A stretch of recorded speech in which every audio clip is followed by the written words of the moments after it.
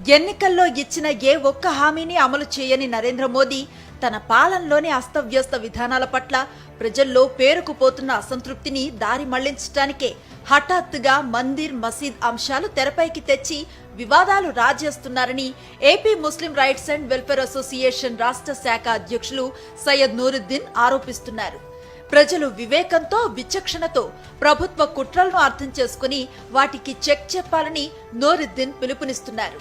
ఏదైతే సమస్యలు ఉన్నాయో దేశంలో పలు సమస్యలు ఉన్నాయి. ఆ సమస్యలపై ఏదైతే ప్రజలు దృష్టి సారించకుండా పబ్లిక్ అటెన్షన్ని డైవర్ట్ చేసేందుకే ఇలాంటివి తెరపైకి తీసుకొస్తున్నారు. ప్రజలు కూడా ఆలోచిస్తూ ఉన్నారు.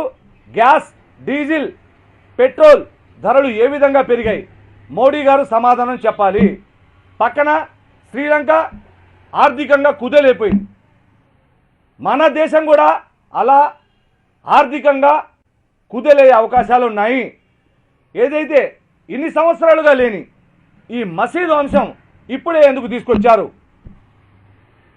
ఏదైతే హిజాబ్ గురించి కానీ లేకపోతే ఎప్పటికప్పుడు ఏదో ఒక అంశం తీసుకురావడం, ఏదైతే మోడీ గారు వాగ్దానం చేసినటువంటి అసలు వాగ్దానం అచ్చే దిన్ అన్నారు, అచ్చే దిన్ ఆయంగే అన్నారు.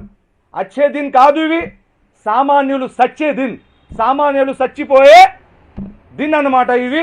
జ్ఞానవపి మసీదు విషయంలో కొందరు భక్తులు పిటిషన్ వేస్తే దీని వెనుక రాజకీయ పార్టీల ప్రమేయం ఉందని కొందరు ప్రచారం చేస్తున్నారని బంగారయ్య శర్మ అంటున్నారు. వాస్తవానికి ఇందులో ఏ రాజకీయ పార్టీ హస్తం లేనే లేదని ఆయన అంటున్నారు. ఇది ఏదో ఒక పార్టీకి సంబంధించినటువంటిది అనే కాన్స్పిరసీ తీసుకొస్తున్నారు. ఈ కేసు వేసినటువంటిది 5 మహిళలు. ఆ మహిళలు వాళ్ళ శృంగార గౌరీ అమ్మవారికేను ఈ గణపతిని మేము అర్చించుకోవడానికి ఆలయం మీద మాకు ఎప్పుడో చైత్రమాసంలో ఒక చవితి నాడిస్తున్నారు. అలా కాదు, మాకు పూర్తిగా 365 రోజులు ఇవ్వండి అని వేసింది. కాబట్టి దీనికి పార్టీ కాన్స్పిరసీ కూడా లేదు. సత్యమేదో అది ఎప్పుడూ సత్యమే అయి ఉంటుంది. సత్యమేవ జయతే, సత్యం ఎప్పుడూ గెలవాలని అందరం కోరుకోవాలి.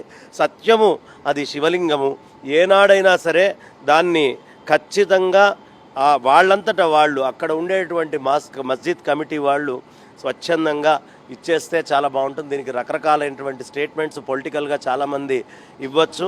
కాబట్టి సత్యము అనేది అది అని నా అభిప్రాయం. ఖచ్చితంగా ఏనాడైనా అక్కడ భవ్యమైనటువంటి పరమేశ్వరుడి యొక్క మందిరం ఆరాధన జరగాలని మనస్ఫూర్తిగా నేను కోరుకుంటూ జరుగుతుంది అని నమ్ముతూ ఉన్నాను.